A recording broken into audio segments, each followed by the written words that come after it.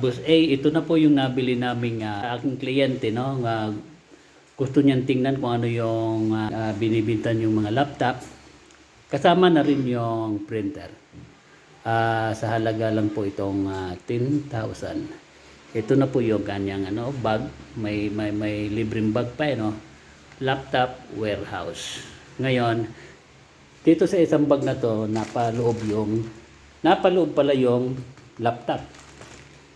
Maganda yung pagkakabalot niya, no? Tapos, ito naman yung printer. So, Canon Pixma.